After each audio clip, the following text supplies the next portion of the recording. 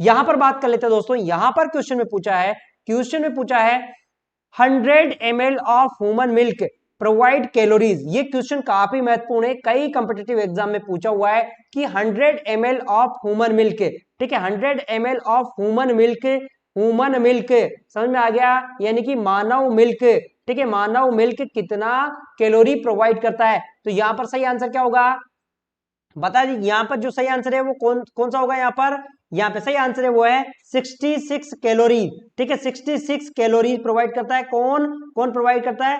100 ml of human milk. समझ में आ गया। चलते हैं नेक्स्ट क्वेश्चन को देख लेते हैं फटाफट। नेक्स्ट क्वेश्चन को देखते हैं। All are found in human milk except, मानव दूध में सभी पाए जाते हैं सिवाय। दोस्तों जब एक्सेप्ट आपके क्वेश्चन में आ जाए तो आपको बहुत ही माइंड लगाना है, यानी कि कहने का मतलब इसमें है 3 ऐसी चीजें जो ह्यूमन मिल्क में पाई जाती है लेकिन एक ह्यूमन मिल्क में नहीं पाई जाती है। तो यहां पर सही आंसर क्या होगा, यहाँ पे बता दीजिए फटाफट। सही आंसर क्या होगा? यहाँ पे सही आंसर है वो आयरन। देखो प्रोटीन, फैट, विटामिन डी, ठीक है, विटामिन डी सबसे कम मात्रा में पाया जाता है, लेकिन यहां पर जब बात करें अपन आयरन की तो आयरन इसके अंदर नहीं पाया जाता है। किसके अंदर? ह्यूमन मिल्क के अंदर। यहां पर देखो मैं आपको एक इंपॉर्टेंट चीज बताता हूं कि आयरन किसके अंदर नहीं पाया जाता है? ह्यूमन मिल्क के अंदर नहीं पाया जाता है। तो यहां पे सही आंसर होगा अपना, होगा डी वाला। बात कर लेते हैं नेक्स्ट क्वेश्चन की, अपन इंपॉर्टेंट क्वेश्चन की। Proteins found in breast milk is, ठीक है, मां के दूध में पाए जाने वाला प्रोटीन है। मां के दूध में पाए जाने वाला कौन सा प्रोटीन है? तो यहां पर सही आंसर क्या होगा फटाफट बताइए। यहां पे जो सही आंसर है वो है लैक्टो एल्ब्यूमिन एंड लैक्टोग्लोबुलिन। ये जो है ये प्रोटीन क्या होता है? ये ह्यूमन मिल्क के अंदर पाया जाता है। किसके अंदर पाया जाता है? ह्यूमन मिल्क के अंदर। और ये प्रोटीन, इस प्रोटीन की वजह से क्या होता है, जो बच्चा होता है उसको क्या है, ये प्रोटीन क्या बनाता है? Soft curd. समझ में आ गया? सॉफ्ट कर्ड बच्चे के अंदर क्या बनाता है? ये सॉफ्ट कर्ड, सॉफ्ट कर्ड। समझ में आ गया? सॉफ्ट कर्ड का मतलब यानी कि आपने देखा होगा जो दूध है वो जम जाता है, लेकिन आपने देखा होगा दूध के अंदर आपने दही डाल देते हैं तो वो दही क्या है, वो एक तरह से जम जाता है। इसी प्रकार ये जो अगर जो ह्यूमन मिल्क है, क्योंकि ह्यूमन मिल्क बच्चे के अंदर जाएगा वहां पर एसिड रहेगा, एसिड से क्या होगा, वैसे HCl रहता है, उससे क्या होता है, दूध फटता है। और दूध फटता है तो उसकी वजह से कर्ड यानी कि कर्ड बन जाता है वहां पर। तो ये जो लैक्टो एल्ब्यूमिन और लैक्टो ग्लोबुलिन, ये 2 प्रोटीन ऐसे होते हैं, इनकी वजह से क्या बनता है? सॉफ्ट कर्ड, यानी कि वो कर्ड सॉफ्ट होता है, यानी कि वो जो दही बन जाता है एक तरह से फट जाता है, वो सॉफ्ट होता है और आसानी से एब्जॉर्ब हो जाता है। तो ये यहाँ पर समझ में आ गया ना आपको। यहाँ पे सही आंसर है वो है लैक्टो एल्ब्यूमिन एंड लैक्टोग्लोबुलिन। बात कर लेते हैं नेक्स्ट क्वेश्चन की। दोस्तों इसी के ऊपर तो आप 10 स्टार लगा लेना, काफी महत्वपूर्ण क्वेश्चन है, कई कॉम्पिटिटिव एग्जाम में पूछा हुआ क्वेश्चन है। Human globulin found in breast milk, breast milk के अंदर कौन सा ग्लोबुलिन पाया जाता है? Immunoglobulin found in breast milk, यानी कि इम्यूनोग्लोबुलिन स्तन दूध में पाया जाता है। तो यहां पर सही आंसर क्या होगा फटाफट बताइए। यहां पे सही आंसर है वो है सी वाला, ठीक है। ह्यूमन मिल्क की बात कर रहे हैं अपन, मानव मिल्क की बात कर रहे हैं, तो मानव मिल्क के अंदर जो इम्यूनोग्लोबुलिन पाया जाता है वो पाया जाता है IgA। समझ में आ गया? IgA। और ये भी किसमें पाया जाता है? Colostrum, colostrum. समझ में आ गया? कोलेस्ट्रम के अंदर पाया जाता है, यानी कि जो पहला जो दूध निकलता है 1 to 3 डेज, जो गाढ़ा पीला दूध निकलता है उसके अंदर पाया जाता है कौन? IgA। IgG का भी क्वेश्चन कई बार पूछा जाता है, मैं आपकी नॉलेज के लिए बता देता हूं। IgG क्या होता है? मदर से, जो मदर होता है, मदर से बच्चे के अंदर चला जाता है। किसके अंदर चला जाता है? बच्चे के अंदर। कहां से? प्लेसेंटा से, ठीक है। अगर IgE पाया जाता है तो ये एलर्जी को इंडिकेट करता है। किसको इंडिकेट करता है? ये एलर्जी को इंडिकेट करता है। तो इसके ऊपर स्टार लगा लेना, आपसे एग्जाम में क्वेश्चन पूछा जा सकता है। बात करें यहां पर एक्सक्लूसिव ब्रेस्ट फीडिंग इज, विशेष स्तनपान है, ये काफी महत्वपूर्ण क्वेश्चन है। एक्सक्लूसिव ब्रेस्ट फीडिंग किसे कहते हैं? तो यहां पर सही आंसर क्या होगा, आपको अपना आंसर लगाना है, बताना है यहां पर सही आंसर क्या होगा। एक्सक्लूसिव ब्रेस्ट फीडिंग क्वेश्चन पूछा है, एक्सक्लूसिव ब्रेस्ट फीडिंग, तो यहां पर सही आंसर क्या है? Breast feeding at least 6 month, ठीक है। एक्सक्लूसिव ब्रेस्ट फीडिंग का मतलब होता है जो ब्रेस्ट फीडिंग होता है, जो ब्रेस्ट फीडिंग होता है वो कितना एटलीस्ट कितने दिन तक देना है, 6 मंथ तक, 6 महीने तक देना है।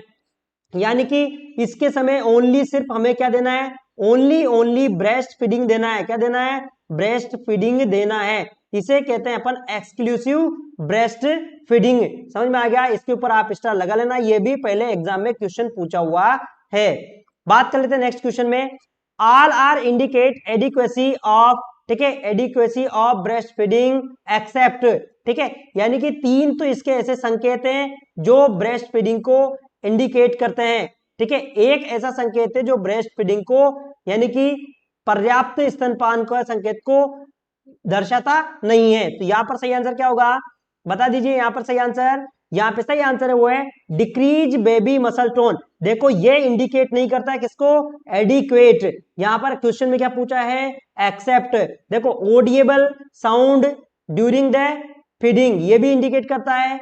Average weight of 18 to 30 gram per day, ये भी इंडिकेट करता है। Baby sleep as well does not cry, ये भी क्या इंडिकेट करता है, ये इंडिकेट करता है एडिक्वेसी, ठीक है, एडिक्वेसी ऑफ ब्रेस्ट फीडिंग, ठीक है, किसको, ब्रेस्ट फीडिंग, ठीक है, समझ में आ गया, ब्रेस्ट फीडिंग।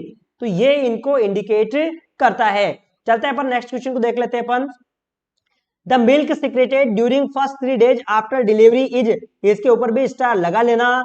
प्रसव के बाद पहले 3 दिनों के दौरान स्रावित दूध होता है। प्रसव के जो पहले 3 दिन होते हैं उसमें स्रावित दूध कौन सा होता है। तो यहाँ पर सही आंसर क्या होगा, फटाफट बताइए। यहाँ पे सही आंसर है वो है कोलेस्ट्रॉम। मैंने आपको अभी बताया था जो 1 to 3 days होता है डिलीवरी का, उस समय निकलता है कोलेस्ट्रॉम। और इसका कलर कैसा होता है, येलोइश थिक कलर। समझ में आ गया, गाढ़ा गाढ़ा पीला, गाढ़ा पीला कलर, समझ में आ गया, येलोइश थिक कलर, ठीक है, येलोइश थिक कलर, ठीक है, येलोइश थिक कलर ये होता है इसका।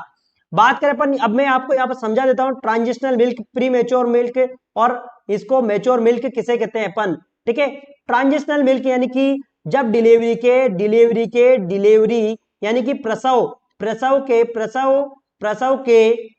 के कितने 2 सप्ताह बाद, 2 वीक्स बाद जो मिल्क निकलता है उसे कहते हैं अपन, क्या कहते हैं उसे अपन, ट्रांजिशनल मिल्क, यानी कि 14वें दिन पर निकलता है उसे कहते हैं अपन ट्रांजिशनल मिल्क। मेच्योर मिल्क किसे कहते हैं अपन, ये 10 से 12 दिन के बीच में जो मिल्क निकलता है प्रसव के बाद में, प्रसव का मतलब जानते हो ना, डिलीवरी के बाद में निकलता है उसे कहते हैं अपन मेच्योर मिल्क।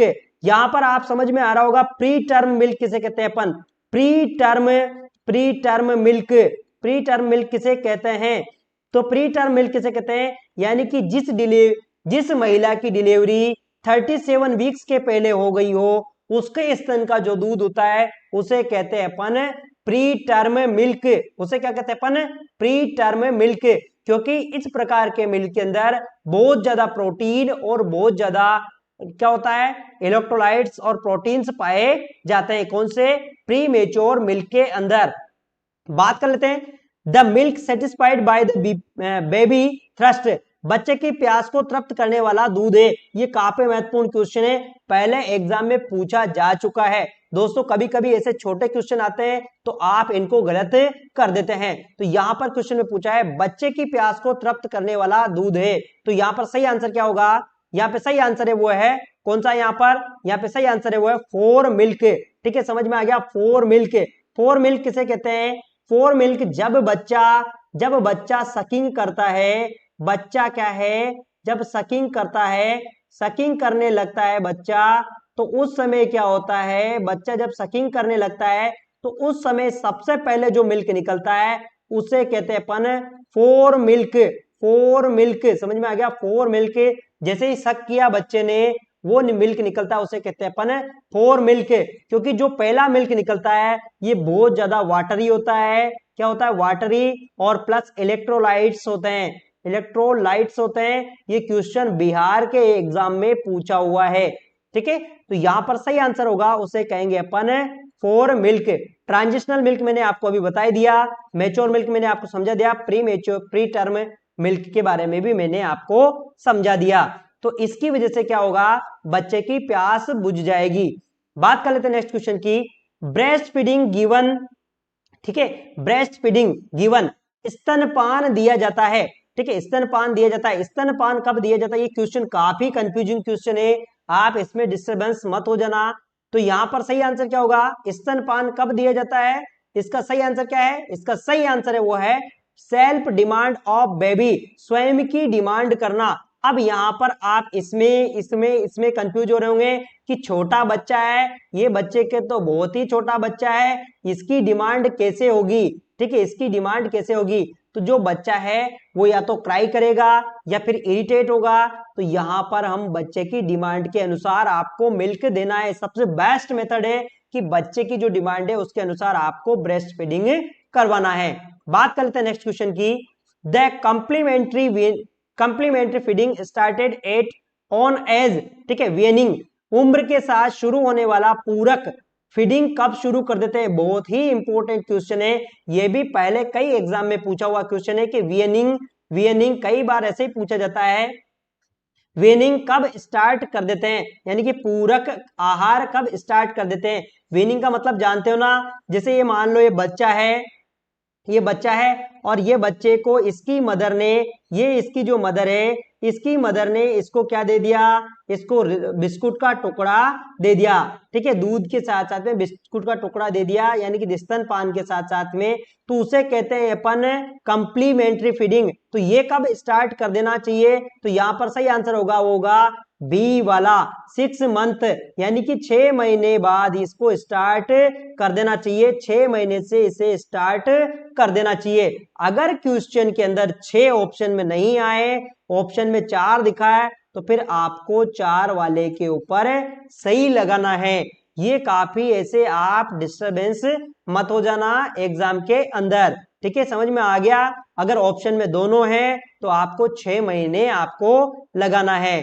चलते हैं अपन नेक्स्ट क्वेश्चन को देख लेते हैं अपन।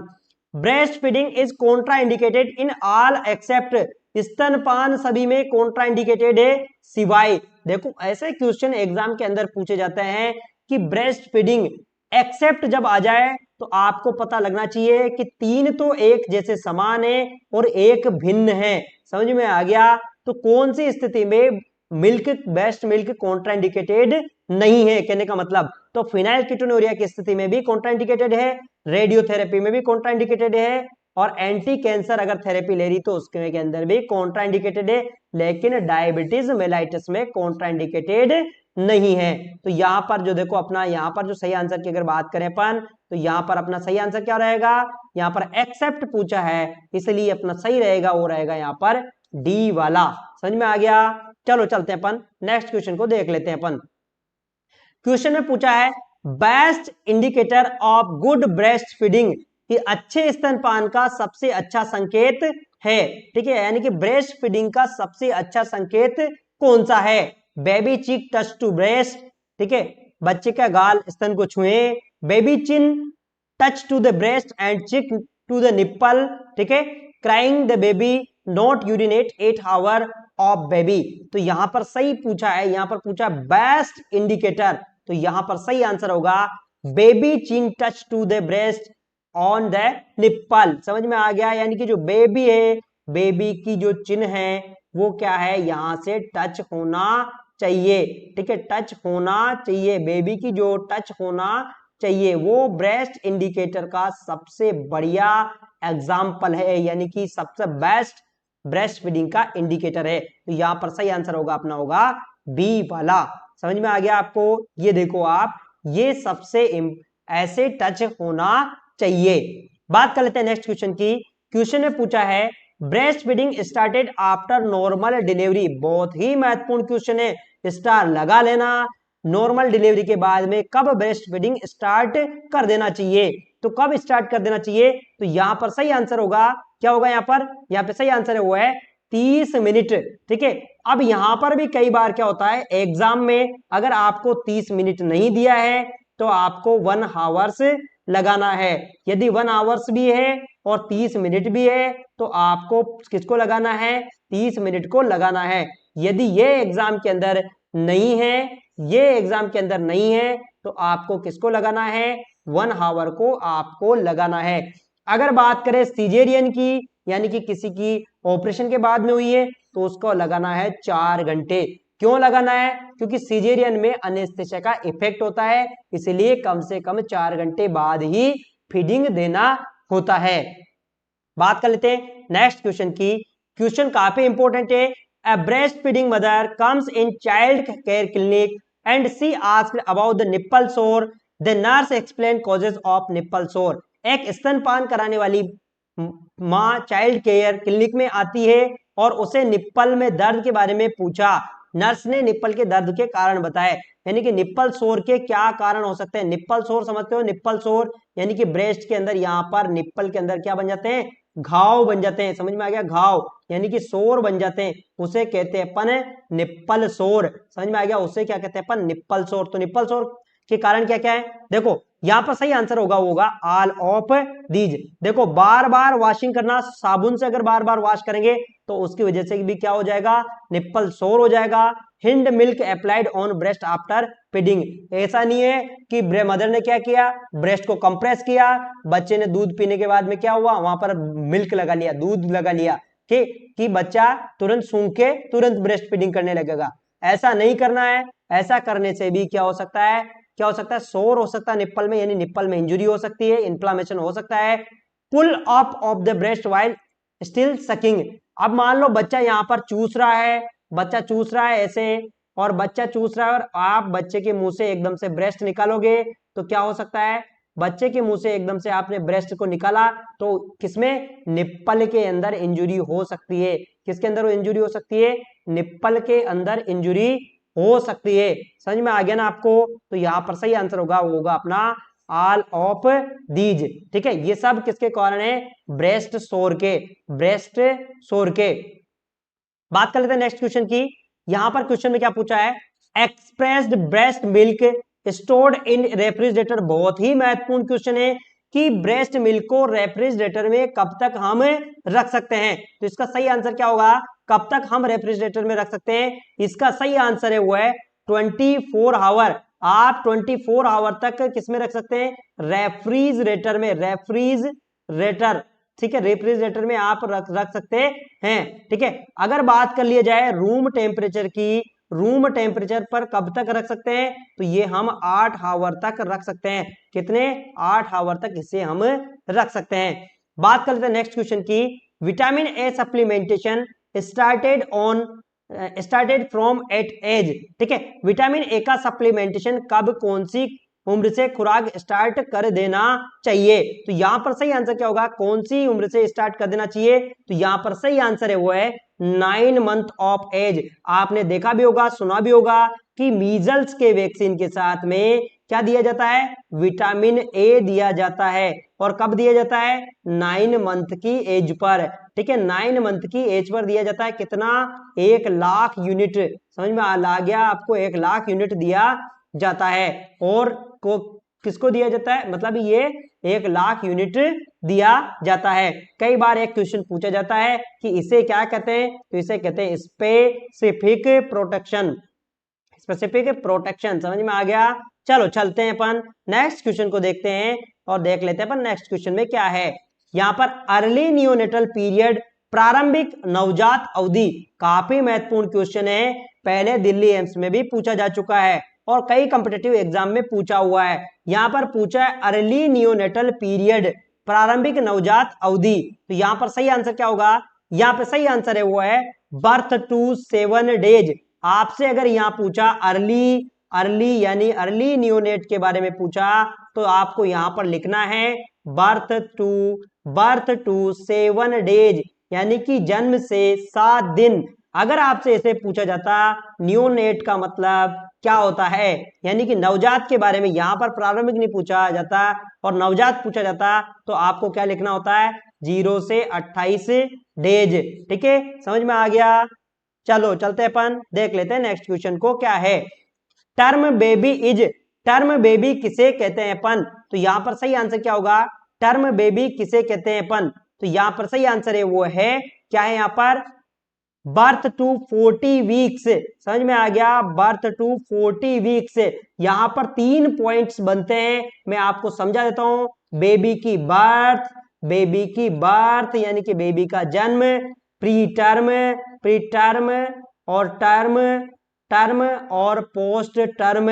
पोस्ट टर्म, ठीक है, प्री टर्म 37 सप्ताह से ज्यादा पहले, 37 सप्ताह के पहले ही जन्म लेना यानी कि बर्थ हो जाना, ठीक है, बिफोर बर्थ हो जाना, उसे कहते हैं अपन, क्या कहते हैं अपन, प्री टर्म। और टर्म किसे कहते हैं, 30 से 40 वीक्स के बीच में जो जन्म लेता है उसे कहते हैं अपन ज्यादा से ज्यादा 41, उसे कहते हैं अपन टर्म वाला। और पोस्ट टर्म किसे कहते हैं, पोस्ट टर्म 42 वीक्स के बाद में जो जन्म लेता है उसे कहते हैं अपन पोस्ट टर्म। क्या कहते हैं उसे अपन, पोस्ट टर्म। अब आपसे क्वेश्चन में ऐसे भी पूछ लिया जाए तो 38 से 41 तक को हम क्या कह सकते हैं, टर्म वाला बेबी। समझ में आ गया, क्योंकि 42 से क्या बाद वाले को क्या कहेंगे अपन, पोस्ट टर्म। ठीक है, चलते हैं अपन नेक्स्ट क्वेश्चन की। Length of newborn baby crown to heel, काफी इंपॉर्टेंट क्वेश्चन है, स्टार लगा लेना। नवजात शिशु के सिर से एड़ी तक की लंबाई कितनी होती है। बात कर रहे हैं अपन, ये नवजात शिशु है, ये नवजात शिशु है, इसकी सिर से लेकर एड़ी तक की लंबाई कितनी होती है। यहाँ पर क्वेश्चन में पूछा है सिर से लेकर एड़ी तक की लंबाई कितनी होती है। तो ये नवजात शिशु की सिर से लेकर एड़ी तक की लंबाई कितनी होती है, यहां तक की। तो यहां तक की जो लंबाई होती है 50 सेमी। कितनी होती है, 50 सेमी। जो लेंथ होती है 50 सेमी। चलते अपन नेक्स्ट क्वेश्चन को देख लेते हैं अपन। Head circumference of newborn baby is, नवजात शिशु के सिर की परिधि कितनी होती है। बात किया यहाँ पर नवजात शिशु के हेड की परिधि के बारे में, ठीक है, परिधि के बारे में, यानी कि नवजात शिशु की परिधि के बारे में यहाँ पर बात किया है। तो यहाँ पर बात किया इसकी परिधि, तो ये कितनी होती है, तो ये होती है 35 सेमी। कितनी होती है, 35 सेमी। अगर इसकी जगह हमें चेस्ट दे देते, चेस्ट कितनी होती है, तो चेस्ट ये जो वाली चेस्ट वाली होती है ये कितनी होती है, इससे 3 कम, -3 यानी कि 32 सेमी। समझ में आ गया, 32 सेमी। चलो चलते हैं अपन देख लेते हैं नेक्स्ट क्वेश्चन को। न्यूबॉर्न हार्ट रेट इज, नवजात की हृदय गति है। ये काफी महत्वपूर्ण क्वेश्चन है, कई बार कॉम्पिटिटिव एग्जाम में पूछा हुआ है कि नवजात की हृदय गति कितनी होती है। तो यहां पर सही आंसर क्या होगा, यहाँ पे सही आंसर होगा 120 से 160 बीट्स पर मिनट। 120 से 160 के बीच में होती है नवजात की, न्यूबॉर्न की हार्ट रेट। समझ में आ गया, हार्ट रेट। मेरा दिल तेरे लिए धड़कता है, जो दिल धड़कता है ना, वो दिल धड़कता है, वो दिल कितनी बार धड़कता है बच्चे का, वो धड़कता है 120 से 160 के बीच में। और अगर आपसे वेस्ट का पूछ लिया जाए तो वेस्ट के अंदर कितनी बार धड़कता है, वो धड़कता है 72 बार 1 मिनट में। किसके अंदर, अडल्ट के अंदर। समझ में आ गया। क्वेश्चन में क्या पूछा है, the breast milk secret during the first 3 days after delivery is term as, शिशु जन्म के पश्चात 3 दिन तक, स्तन नहीं है यहाँ पर, स्तन है, 3 दिन तक स्तन से जो दूध निकलता है उसे क्या कहते हैं। ठीक है, कहने का मतलब यहाँ शिशु जन्म के पश्चात 3 दिन तक स्तन से जो दूध निकलता है उसे क्या कहते हैं। तो यहाँ पर क्या है सही आंसर है, मैकोनियम, कोलेस्ट्रॉम, वेनिंग, मेलेना। तो यहाँ पर सही आंसर है वो है कोलेस्ट्रॉम। उसे क्या कहते हैं अपन, कोलेस्ट्रॉम कहते हैं। कई बार एग्जाम में यह भी पूछा गया है कि कोलेस्ट्रॉम में कौन सा एंटीबॉडी पाया जाता है। तो कोलेस्ट्रॉम में कौन सा एंटीबॉडी पाया जाता है, IgA। ठीक है, यहाँ पर कोलेस्ट्रॉल में जो एंटीबॉडी पाया जाता है वो पाया जाता है IgA। ये कई बार एग्जाम में पूछा गया है। ठीक है, चलते हैं नेक्स्ट क्वेश्चन की तरफ, बात करते हैं नेक्स्ट क्वेश्चन में क्या है। यहाँ पर क्वेश्चन में पूछा है, for measuring temperature in an infant preferable which method should be used, शिशु में कौन से तरीके से तापमान लेने का सबसे उपयुक्त माना गया है, ओरल, एक्सिलरी, रेक्टल, वेजाइनल। तो कौन सा जो मेथड है उसको सबसे उपयुक्त माना गया है। तो यहाँ पर सही आंसर क्या है, यहाँ पे सही आंसर है वो है एक्सिलरी। ठीक है, आपको पता होना चाहिए एक्सिलरी कहाँ से होता है, एक्सिलरी, ठीक है, ऐसे एक्सिलरी होता है।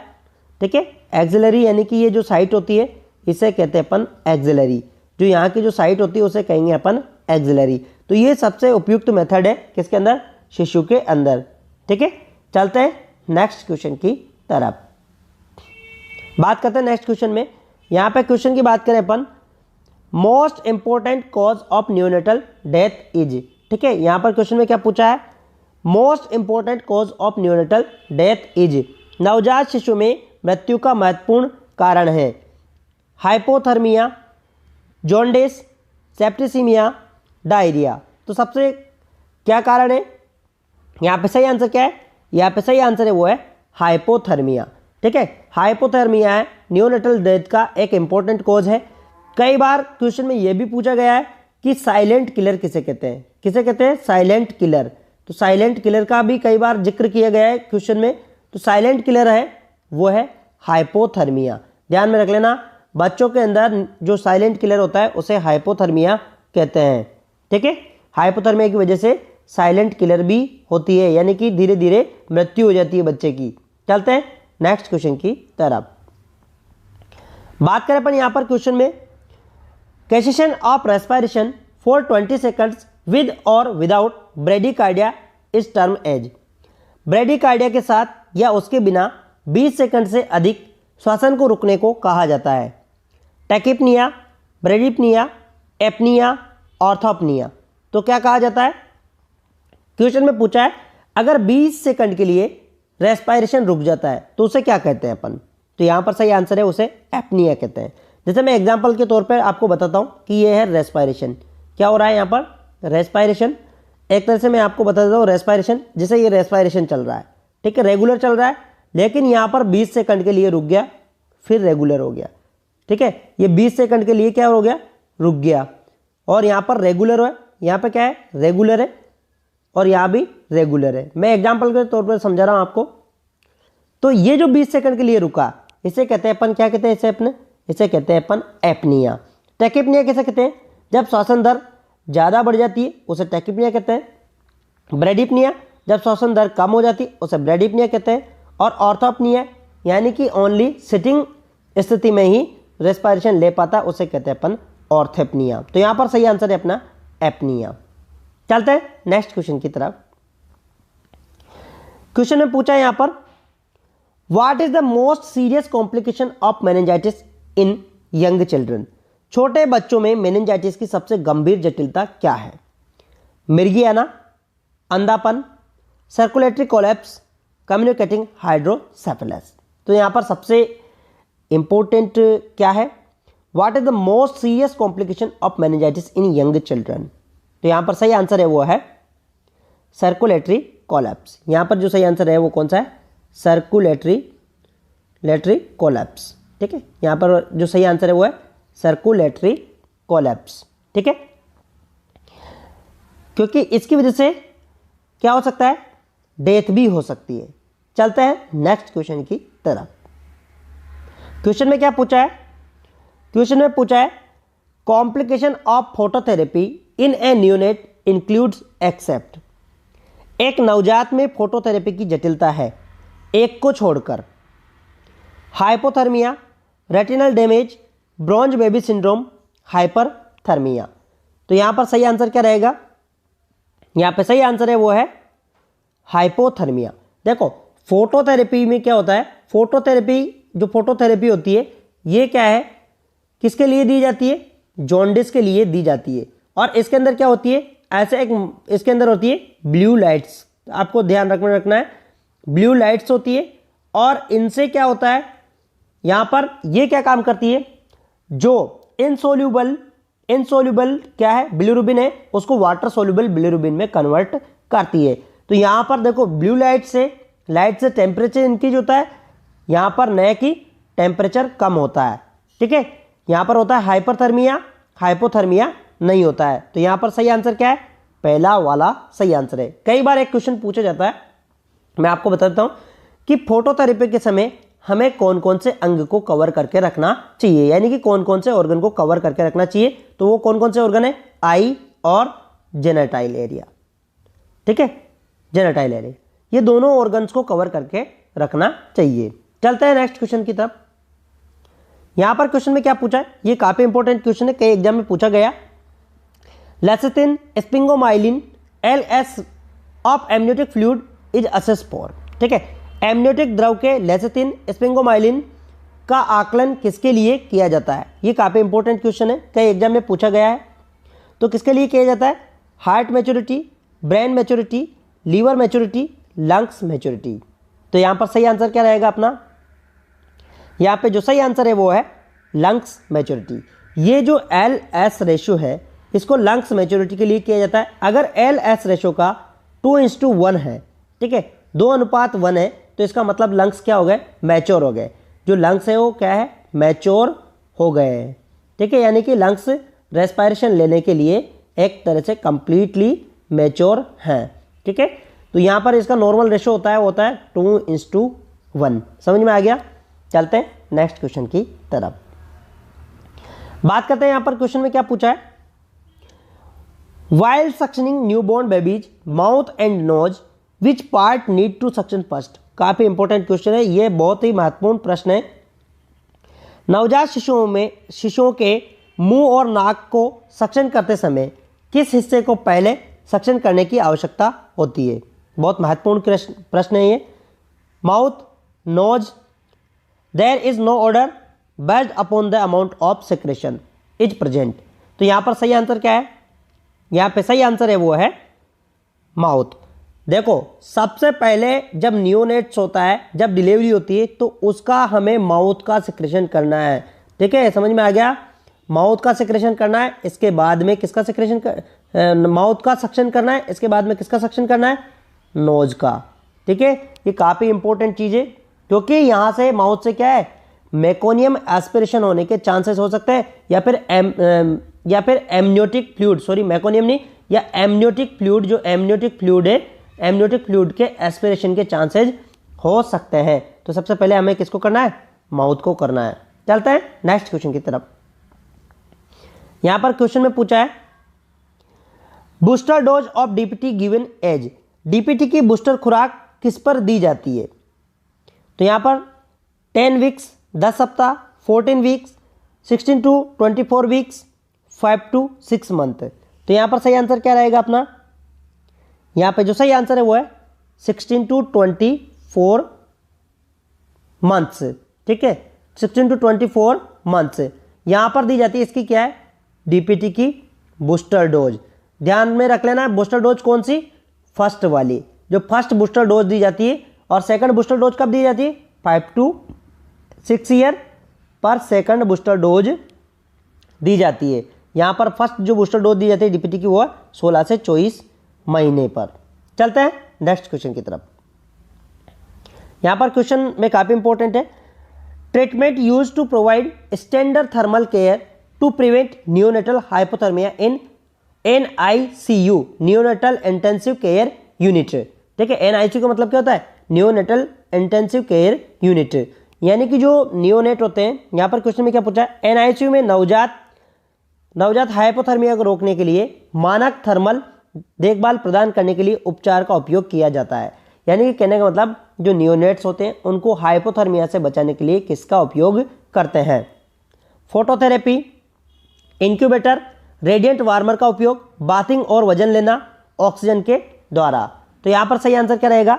यहाँ पे सही आंसर है वो है इंक्यूबेटर और रेडिएंट वार्मर के द्वारा। देखो, मैंने अभी आपको बताया फोटोथेरेपी का मतलब क्या होता है। जो फोटोथेरेपी तो सिर्फ हम किसके लिए देते हैं? जॉन्डिस के लिए। तो यहाँ पर जो सही आंसर है वो अपना है रेडिएंट वार्मर और इंक्यूबेटर, ठीक है, ये सही आंसर है। यहाँ पर क्वेश्चन में देखो, यहाँ पर क्वेश्चन को पढ़ते हैं अपन। Parent brought A 4 month old baby in OPD with lethargic and poor feeding, which among of the following finding suggestive of fluid volume deficit in a child, ठीक है। क्वेश्चन में क्या पूछा है? क्वेश्चन में ये पूछा है कि 4 महीने का बच्चा है जिसको ओपीडी में उसके माता पिता लेकर आए हैं, लेकिन बच्चा बहुत सुस्त है और वो पुअर फीडिंग कर रहा है। तो कौन सा लक्षण ये इंगित करता है कि बच्चे को पानी की कमी है, यानी कि फ्लूइड वॉल्यूम डिफिसिट है? Sunken fontanelle, drinking water, increase blood pressure, enough tear. तो यहां पर सही आंसर क्या होगा? यहां पे सही आंसर है वो है शंकन फोंटानेल। देखो, बच्चे में यहां पूछा है कि कौन सा इंडिकेट करता है बच्चे में पानी की कमी है। तो पानी की कमी का मतलब यानी कि fluid volume deficit, fluid volume deficit. तो ऐसी कंडीशन में क्या होता है, जब बच्चे की एज 4 महीने है तो उसके जो फोंटानेल्स होते हैं वो फोंटानेल्स क्या हो जाते हैं, वो फोंटानेल शंकन होने लग जाते हैं। जो फोंटानेल्स होते हैं वो क्या होते हैं, शंकन हो जाते हैं। ठीक है, तो यहां पर करेक्ट आंसर होगा अपना वाला पहला वाला। चलते हैं नेक्स्ट क्वेश्चन की तरफ। Birth weight of newborn baby at 3 kg, what is expected birth weight of baby 1 year age. एक बच्चा है जिसका वजन 3 किलो है, कब है, जन्म के समय 3 किलो है, लेकिन उसका 1 year यानी कि 1 साल की उम्र में उसका वजन कितना होगा। 6 kg, 9 kg, 12 kg, 15 kg। तो कितना होगा यहां पर, इसका सही आंसर क्या होगा, इसका सही आंसर है वो है 9 kg। जो बच्चा उसका वजन 1 year की उम्र में, 1 साल की उम्र में कितना होगा, उसका 9 kg होगा, क्योंकि बच्चे का जो वजन है वो डबल 6 महीने में हो जाता है और ट्रिपल जो 1 year की उम्र में होता है, यानी 1 साल की उम्र में होता है। तो यहां पर 1 साल की उम्र में 3 का ट्रिपल कितना हो जाएगा, इसका 9 kg हो जाएगा। चलता है नेक्स्ट क्वेश्चन की तरफ। दोस्तों ये काफी इंपॉर्टेंट क्वेश्चन है, कई एग्जाम में पूछा जा चुका है। A child diagnosed with Williams tumour during assessment nurse finding expect to detect of. ठीक है, एक बच्चा है जिसको क्या है, विलियम्स ट्यूमर पाया गया है, तो नर्स को क्या असेस करना चाहिए, यानी कि कौन सा लक्षण होता है विलियम्स ट्यूमर का। Gross haematuria, dysuria, oliguria, abdominal masses. तो यहां पर करेक्ट आंसर क्या होगा, यहां पे जो करेक्ट आंसर है वो है ग्रॉस हिमेचूरिया। बात करें यहां पर आप दो में कंफ्यूज मत हो जाना, एब्डोमिनल मासेज और ग्रॉस हिमेचूरिया के अंदर। यहां पर बात करें विलियम्स ट्यूमर की, तो एब्डोमिनल मासेज तो होता ही है, लेकिन बात यहां पर काफी इंपॉर्टेंट है, क्योंकि अगर विलियम्स ट्यूमर हुआ, एब्डोमिनल मासेज तो और कंडीशन में भी हो सकता है, लेकिन विलियम्स ट्यूमर क्या होता है, जो किडनी होती है, जो किडनीज होती है उसके अंदर क्या हो जाता है, ट्यूमर हो जाता है। जो किडनी होती है उसके अंदर हो जाता है ट्यूमर, उसे कहते हैं अपन विलियम्स ट्यूमर, और ये होता है कंजेनाइटल। तो यहां पर क्या होता है, इसके अंदर होता है ग्रॉस हिमेचूरिया। ठीक है, क्या होता है, ग्रॉस हिमेचूरिया, यानी कि जो पेशाब होता है उसके अंदर ब्लड आता है। तो यहां पर करेक्ट आंसर है अपना वो है ग्रॉस हिमेचूरिया। चलता है नेक्स्ट क्वेश्चन की तरफ। During intubation, administration of succinylcholine can cause bradycardia. Which of the following agent used to prevent this effect? ठीक है, यहां पर क्वेश्चन में पूछा है, जब हम इंट्यूबेशन करते हैं, यानी कि इंट्यूबेशन का मतलब जानते हो, एंडोट्रेकियल ट्यूब जब हम डालते हैं तो उस समय हम कौन सी दवा देते हैं, सक्सिनाइलकोलिन, और उसकी वजह से क्या हो जाता है, ब्रेडिकार्डिया। तो हम इस इफेक्ट को कम करने के लिए कौन सी मेडिसिन यूज करेंगे। कहने का मतलब क्वेश्चन में यह है, जब इंट्यूबेशन देते हैं तो जब इंट्यूबेशन करते हैं तब सक्सिनाइलकोलिन देने की वजह से ब्रेडिकार्डिया हो जाता है, तो इसको सही करने के लिए कौन सी दवा हम देंगे, adrenaline, lidocaine, calcium gluconate, atropine. तो यहां पर सही आंसर क्या होगा, यहां पे सही आंसर कौन सा होगा, यहां पे जो सही आंसर है वो है एट्रोपिन। ठीक है, देखो जो यहां पर क्या बात करें अपन, सक्सिनाइलकोलिन। ठीक है, सक्सिनाइलकोलिन ये क्या काम करता है, इसका क्या काम है, ये पैरासिम्पैथेटिक सिस्टम को स्टिमुलेट करता है, किसको, पैरासिम्पैथेटिक को, और इसकी वजह से क्या हो जाता है, इसकी वजह से एक्सेसिव सलाइवा होता है। ठीक है, सलाइवा होता है, एक्सेसिव सलाइवा होता है, तो हम यहां पर देंगे किसको, एट्रोपिन को। ठीक है, यहां पर देंगे हम एट्रोपिन को। तो ये अपना सही आंसर है। एड्रेनलिन को हम नहीं देते, लिडोकेन को भी नहीं देते, कैल्शियम ग्लूकोनेट को भी नहीं देते हैं। ठीक है, क्योंकि एट्रोपिन क्या काम करता है, कोलिन, एसिटाइल कोलिन है उसके लेवल को कम करता है। ये क्वेश्चन भी काफी इंपॉर्टेंट है, कई एग्जाम में पूछा जा चुका है। Name of the positive organism responsible for rheumatic fever, यानी कौन सा कारक है जो रूमेटिक फीवर को कॉज करता है? Klebsiella, pneumococcus, group A and B haemolytic, streptococcus, staphylococcus aureus. तो यहां पर करेक्ट आंसर क्या रहेगा अपना? यहां पे करेक्ट आंसर है वो है क्या हुआ अपना group A and B haemolytic streptococcus. देखो ये इसके लिए रेस्पॉन्सिबल है रूमेटिक फीवर के लिए। रूमेटिक फीवर जानते हो आप? रूमेटिक जो फीवर होती है इसके अंदर क्या होता है? एंडोकार्डाइटिस हो जाता है और कोरिया हो जाता है। कोरिया का मतलब यानी कि देखो यहां पर मैं आपको ये बता देता हूं, ये है हार्ट, और हार्ट की इंटरनल जो लेयर्स होती है उसके अंदर इन्फ्लामेशन हो जाता है। किसकी वजह से? किसकी वजह से हो जाता है? स्टेफाइलो हेमोलाइटिक स्ट्रेप्टोकोकस की वजह से। ठीक है, इसकी वजह से इसे कहते हैं अपन रोमेटिक फीवर। नेक्स्ट चलते हैं अपन, all among of the following indicate principle of normal growth and development except. यहां पे क्वेश्चन में क्या पूछा है कि कौन सा प्रिंसिपल, एक को छोड़कर कौन से प्रिंसिपल है नॉर्मल ग्रोथ और डेवलपमेंट के? तो यहां पर कौन सा नहीं है? कहने का मतलब यहां पे क्वेश्चन में पूछा है कि इसके अंदर 3 तो ग्रोथ एंड डेवलपमेंट के प्रिंसिपल है यानी कि सिद्धांत है, और एक ग्रोथ एंड डेवलपमेंट का सिद्धांत नहीं है। तो आपको उसे आइडेंटिफाई करना है। Proximal to distal, cephalocaudal, general to specific, physical to psychological. तो यहां पर करेक्ट आंसर क्या होगा? यहां पे करेक्ट आंसर है वो है फिजिकल टू साइकोलॉजिकल। देखो प्रॉक्सिमल टू डिस्टल ये भी सही है क्योंकि वो जो बॉडी का विकास होता है वो ब्रेन से लेकर कहां पर? पेरिफेरल, यानी कि ब्रेन से लेकर पेरिफेरल की तरफ होता है। सेफेलोकोडल ये भी सही है क्योंकि ब्रेन से लेकर पेरिफेरल की तरफ होता है, इसका भी ये इंडिकेशन है। जनरल टू स्पेसिफिक ये भी सही है, लेकिन ये सिद्धांत नहीं है फिजिकल टू साइकोलॉजिकल। तो यहां पर करेक्ट आंसर है अपना चौथा वाला। नेक्स्ट क्वेश्चन की बात करें अपन, which among of the following activity compromised in the newborn baby with cleft lip. यानी कि जिसका क्लैप्ट लिप है बच्चे का, कौन सी एक्टिविटी उसकी अफेक्ट होती है? ठीक है, सकिंग, सोलोविंग, रेस्पिरेशन, फेशियल एक्सप्रेशन। तो कौन सी एक्टिविटी अफेक्ट होती है बच्चे की जिसका क्लैप्ट लिप है?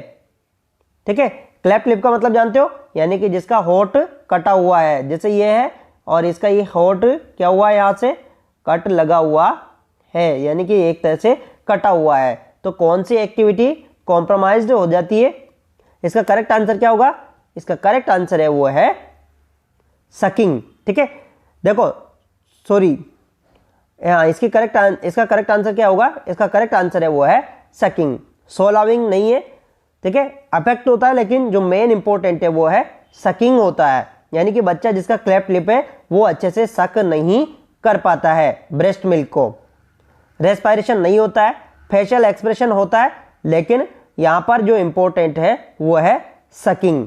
ठीक है, तो यहां पर सही आंसर रहेगा अपना वाला सकिंग। ठीक है, यहां पर सही आंसर अपना कौन सा है? सकिंग है। चलता है नेक्स्ट क्वेश्चन की तरफ। Closure of the foramen ovale occur after birth because, यानी कि जो फोरामेन ओवल है वो क्लोज हो जाता है बर्थ के बाद में। ठीक है, इसका कारण क्या है? कहने का मतलब क्वेश्चन में यह पूछा है कि फोरामेन ओवल का बंद होने का कारण क्या है जन्म के बाद में? Decrease blood flow across foramen ovale, shifting of pressure from right side to left side of the heart, increase oxygen tension in the blood, placental circulation closed. तो यहां पर सही आंसर क्या होगा? देखो मैं आपको समझा देता हूं, यहां पे जो सही आंसर होगा वो होगा shifting pressure from right side to left side of the heart. ये इसका सही आंसर है। अब मैं आपको बताता हूं फोरामेन ओवल क्या होता है। जैसे ये हार्ट होता है बच्चे का, ये क्या है? हार्ट है। तो यहां पर जो हार्ट होता है बच्चे का, हार्ट ऐसे होता है।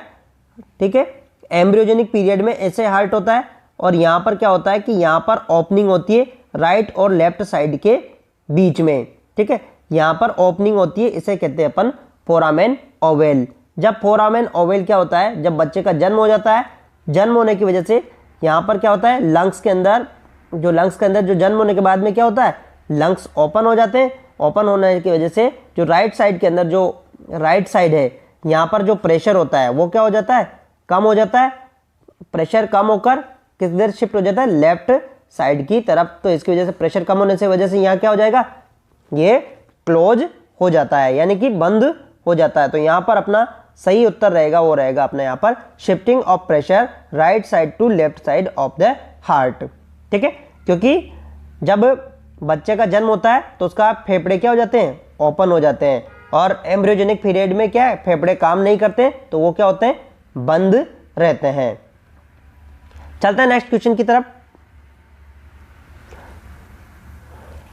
All the following reflex are present in newborn baby except, यानी कि नवजात शिशु के अंदर कौन कौन से रिफ्लेक्स उपस्थित होते हैं, एक को छोड़कर। Sucking, routing, mature pincer grasp, pupillary reflex. दोस्तों ये क्वेश्चन कई एग्जाम में पूछा जा चुका है, तो यहां पर कौन सा सही उत्तर रहेगा, यहां पर सही उत्तर है वो है आपका मैच्योर पिंसर ग्रास्प। ठीक है, जो बच्चा होता है उसके अंदर जन्म के समय सकिंग भी रहता है, ठीक है, और रूटिंग भी रहता है, और क्या है, प्यूपिलरी रिफ्लेक्स भी रहता है। लेकिन कौन सा रिफ्लेक्स नहीं रहता है, मैच्योर पिंसर ग्रास्प रिफ्लेक्स। ये कौन सी एज में होता है, 9 मंथ की एज में होता है। ठीक है, मैच्योर पिंसर ग्रास्प रिफ्लेक्स। चलते हैं नेक्स्ट क्वेश्चन की तरफ। Failure of foramen oval close will lead to, ठीक है, अगर जो फोरामेन ओवल है उसका फेल हो जाना, वो उसकी वजह से क्या होता है। कहने का मतलब क्वेश्चन में ये पूछा गया है कि अगर फोरामेन ओवल बंद नहीं होता है तो उसकी वजह से क्या हो सकता है।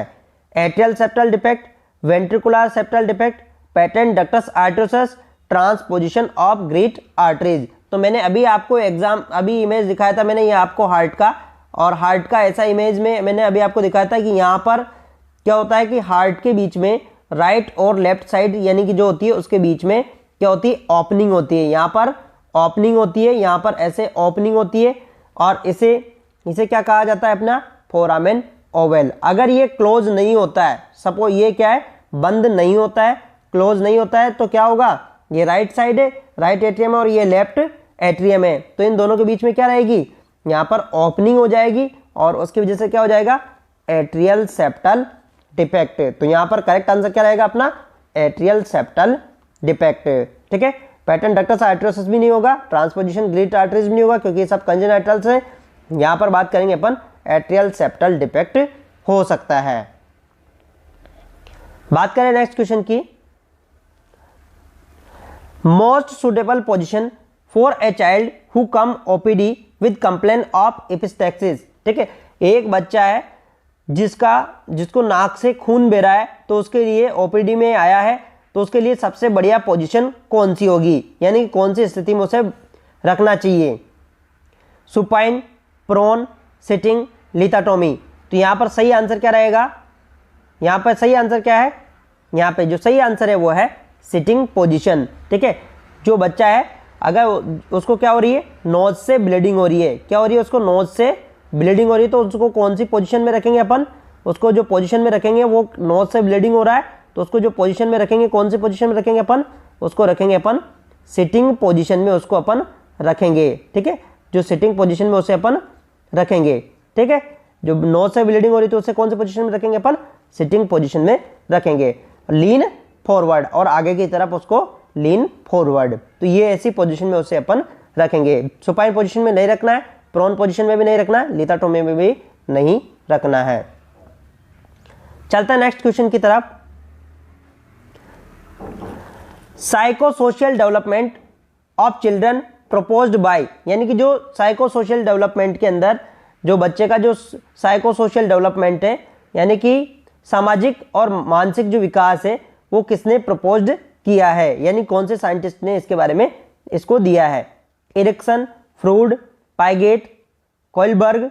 तो यहाँ पर सही आंसर क्या रहेगा, इसे किसने दिया है, इसे दिया है वो एरिक्सन ने। जो एरिक्सन की जो थ्योरी है, एरिक्सन की जो थ्योरी है वो कौन सी है?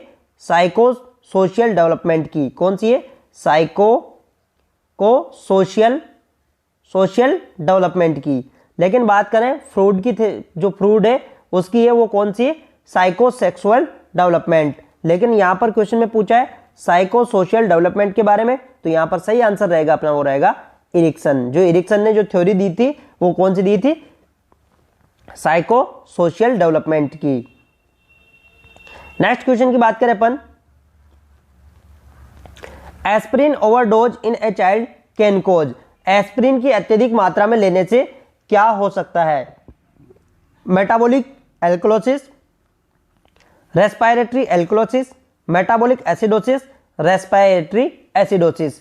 तो क्या हो सकता है? यहां पर बात किया है किसकी? एस्पिरिन की। तो एस्पिरिन की अगर ओवरडोज लेने से क्या हो सकता है?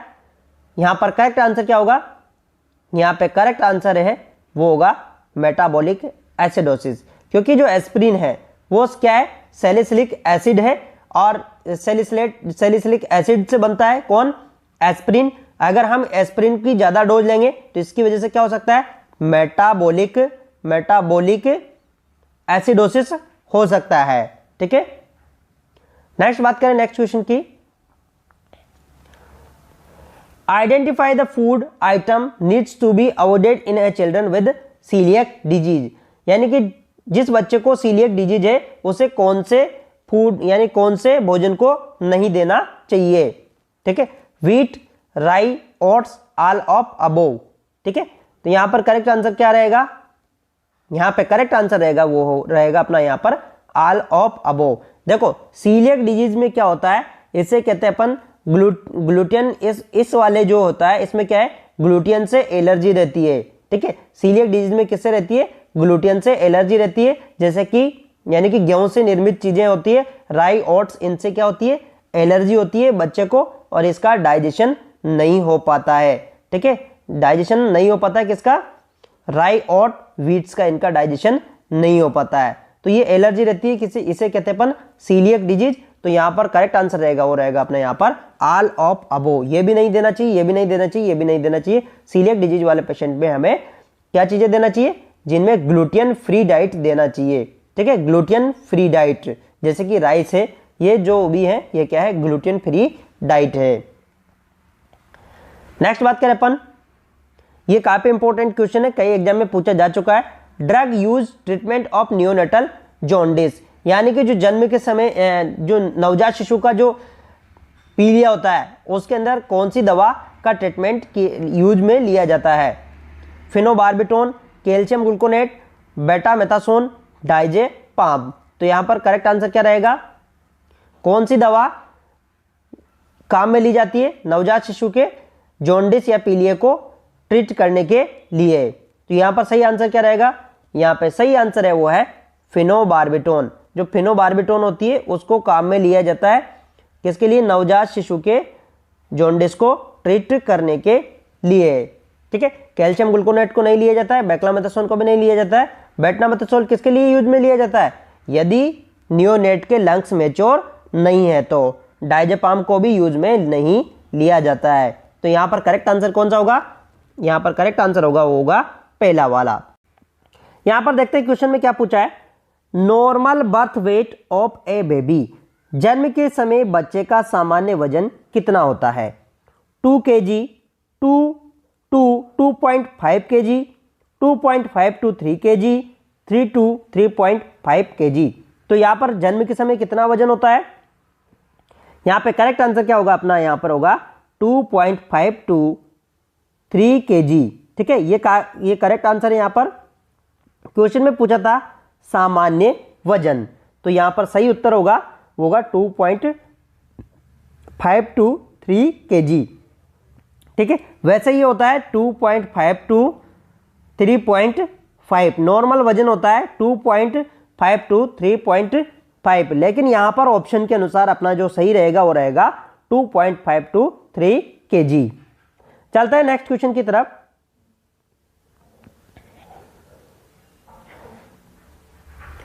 If a baby birth weight 3 kg, then at 5 month weight of baby should B.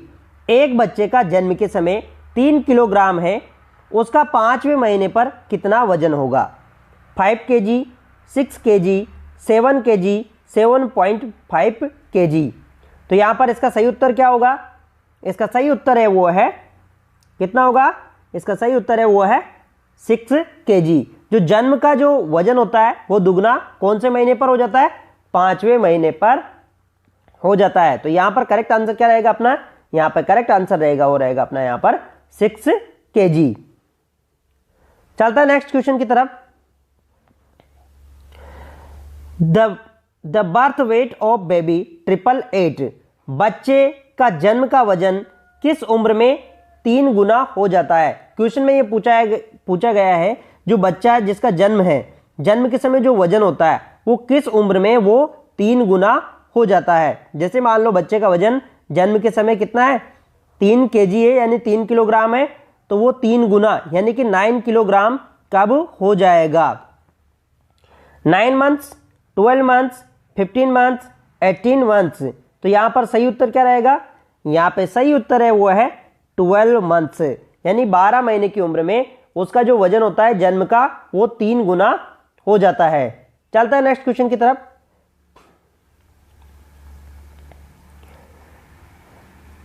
Question में पूछा है the birth weight of a baby become 4 time at the age of.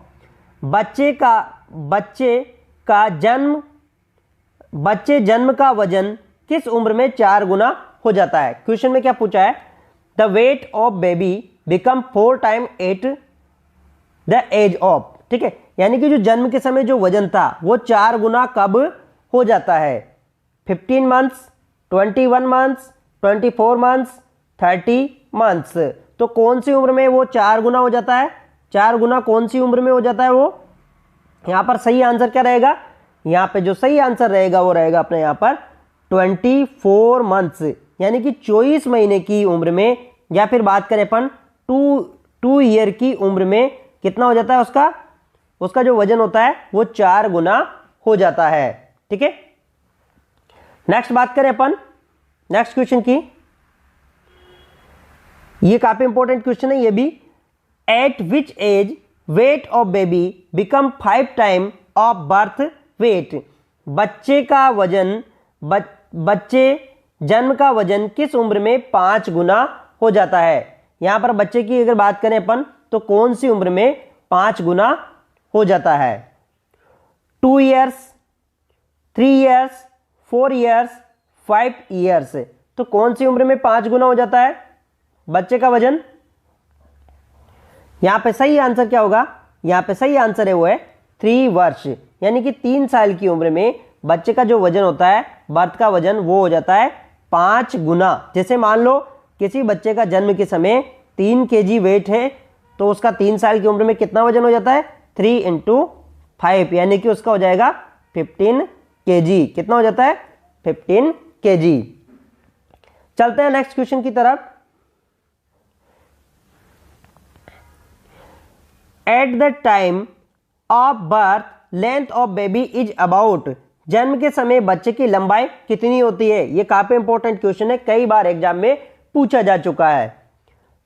30 to 35 semi, 35 to 45 semi, 45 to 51 semi, 50 to 60 semi. तो कितनी होती है जन्म के समय लंबाई?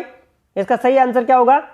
इसका सही आंसर है वो है 45 to 51 सेमी। जो बच्चे की जो जन्म होता है, यानी बर्थ के समय जो लंबाई होती है, बर्थ के समय जो लेंथ होती है बच्चे की, वो कितनी होती है? 45 to 51 सेमी लेंथ होती है। और भोपाल एम्स में यह भी पूछा गया था 1 ईयर की एज में कितनी लेंथ हो जाती है? तो 1 ईयर की एज में 75 सेमी लेंथ हो जाती है किसकी?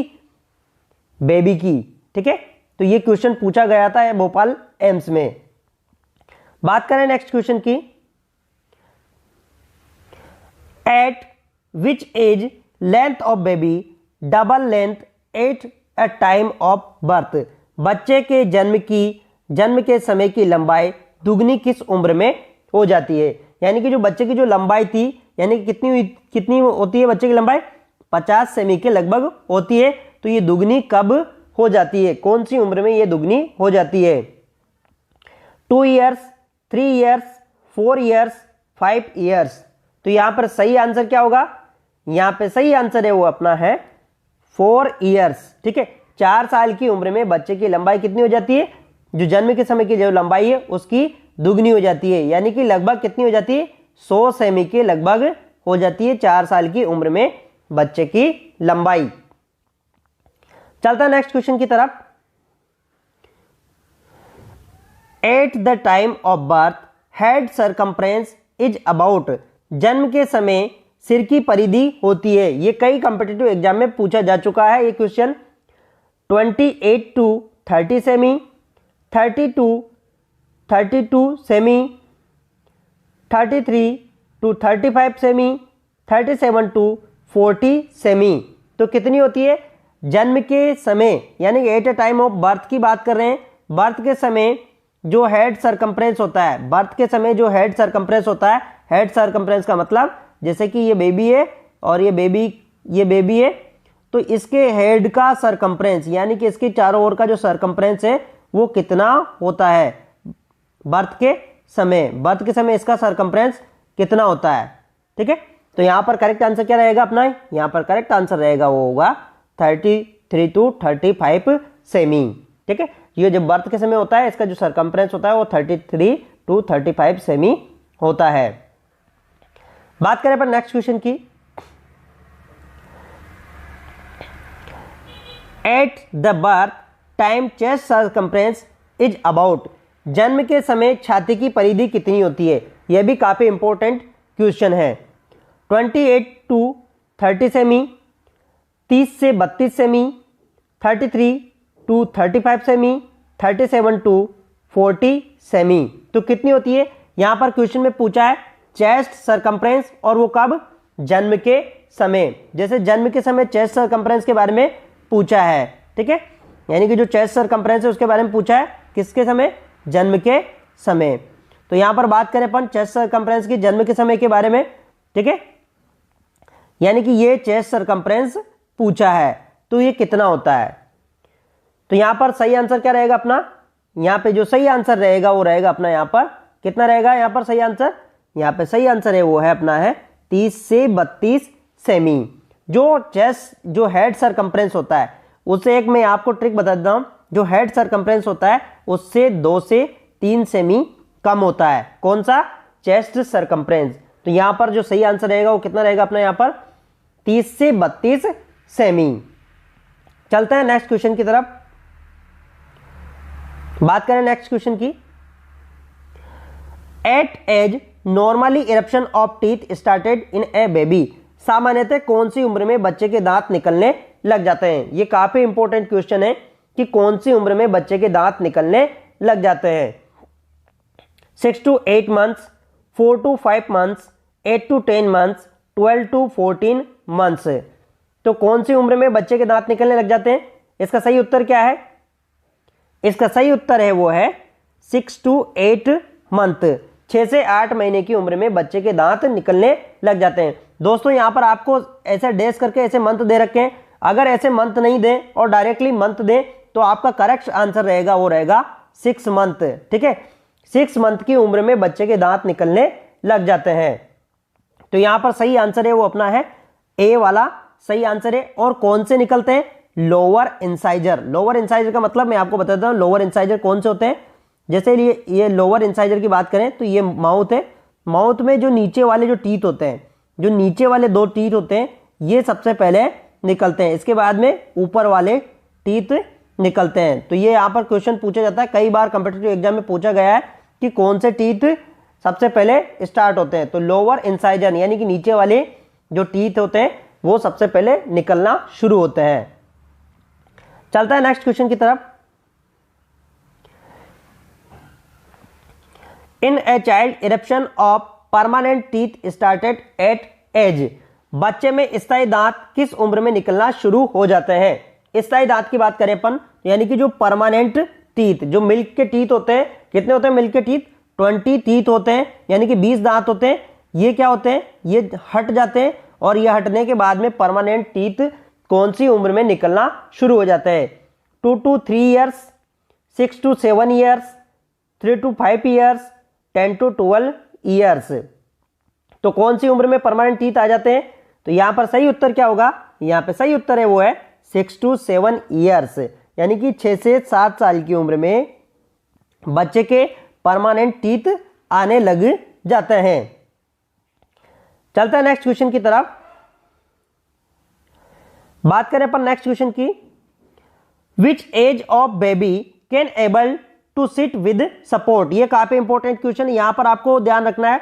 यहां पर क्वेश्चन में पूछा है विद सपोर्ट, कौन सी उम्र में बच्चा सहारे से बैठने लग जाता है? 3 मंथ्स, 5 मंथ्स, 8 मंथ्स, 10 मंथ्स। तो कौन सी उम्र में सहारे से बैठने लग जाता है, यानी कि सपोर्ट से बैठने लग जाता है बच्चा? किससे बैठने लग जाता है? सपोर्ट से बैठने लग जाता है। बच्चे की बात करें यहाँ पर तो सपोर्ट से वो बैठने लग जाता है। ठीक है, बच्चा किससे बैठने लग जाता है? सपोर्ट से। जैसे कोई भी यहाँ पर सपोर्ट लगा दिया है, सपोर्ट से बच्चा बैठने लग जाता है। तो वो कौन सी उम्र में बैठने लग जाता है? यहाँ पर सही आंसर क्या होगा? यहाँ पे सही आंसर है वो है 5 महीने। 5 महीने की उम्र में बच्चा सपोर्ट से बैठने लग जाता है। ठीक है, चलते हैं नेक्स्ट क्वेश्चन की तरफ।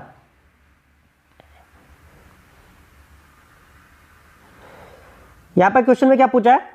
विच age of baby can sit without support. बच्चा कौन सी उम्र में बिना सहारे से बैठने लग जाता है? देखो यहां पर अपने इसके पहले क्वेश्चन में पूछा था विद सपोर्ट, लेकिन यहां पर क्या है? Without support. कहने का मतलब जो बच्चा होता है बिना सपोर्ट के कौन सी उम्र में बैठने लग जाता है? जो बिना सपोर्ट के, यानी कोई सपोर्ट नहीं करके, यानी कि बिना सपोर्ट के कौन सी उम्र में बच्चा बैठने लग जाता है। ठीक है, तो यहां पर सही आंसर क्या होगा?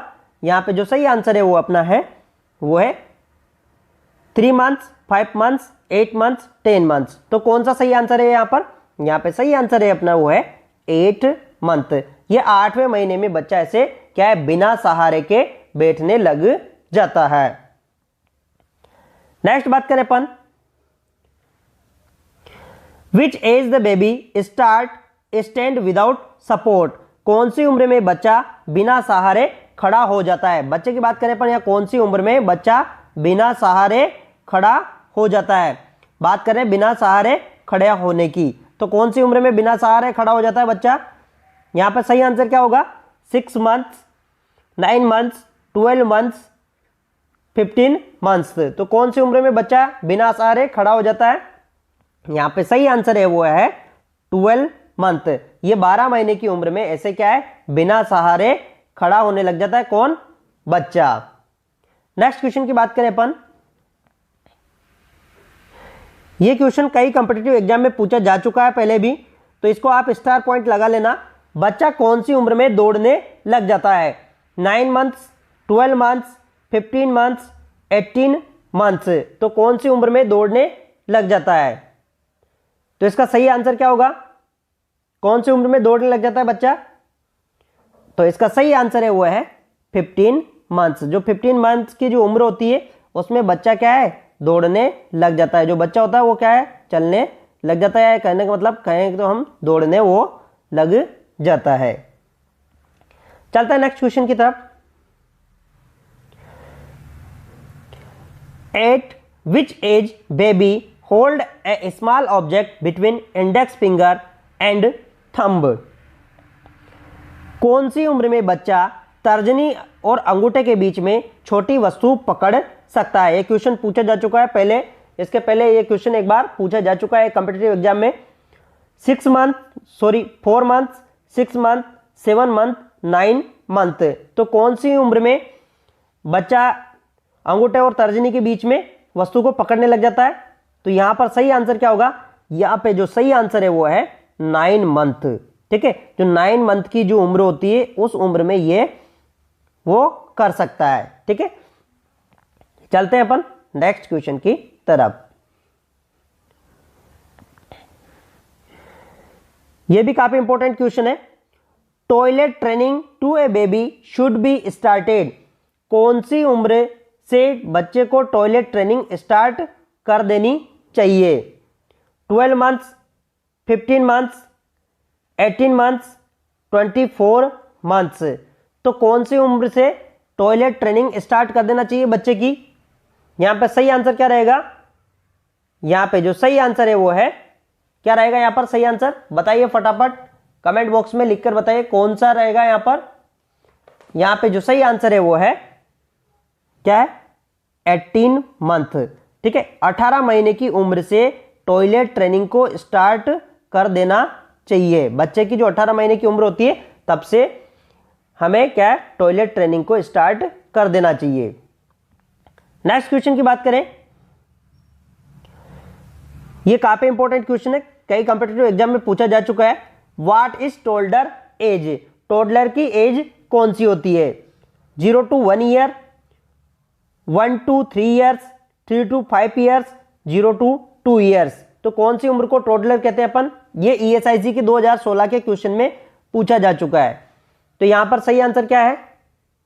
यहां पे सही आंसर है वो है बी वाला।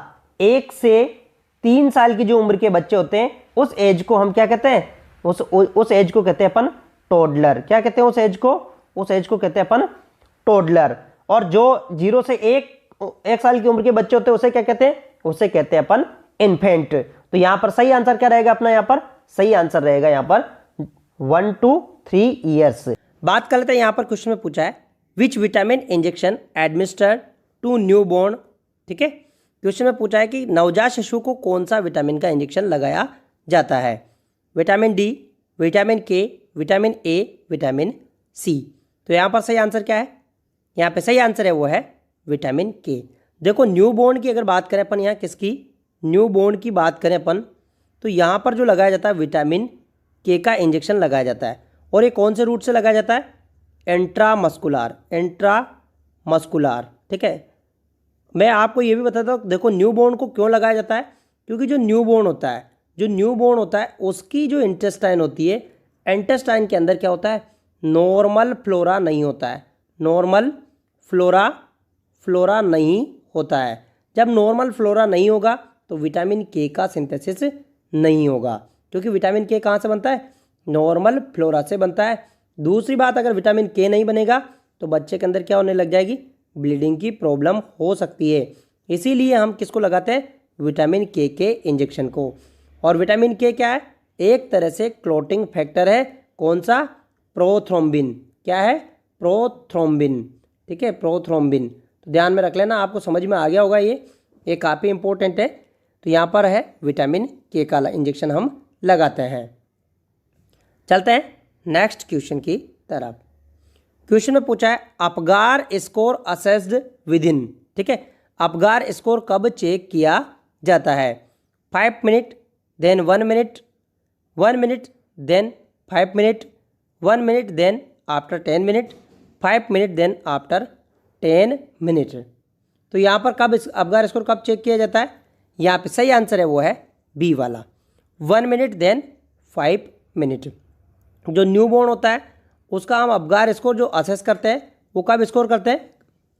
जब डिलीवरी होती है उसके बाद में 1 मिनट में, और उसके बाद 1 मिनट के बाद में हम इसे 5 मिनट बाद में असेस करते हैं। यानी पहले असेस कर लिया, फिर उसके बाद में 5 मिनट बाद एक बार और असेस करते हैं। चलते हैं नेक्स्ट क्वेश्चन की तरफ। यहाँ पे क्वेश्चन में पूछा है, दोस्तों क्वेश्चन काफ़ी इंपॉर्टेंट है, all of following assessment in Apgar score except. ठीक है, अपगार स्कोर में निम्न में से चेक किया जाता है सिवाय। ठीक है, यानी कि 3 तो ऐसे जिसको हम चेक करते हैं और एक ऐसा है जिसे हम चेक नहीं करते हैं।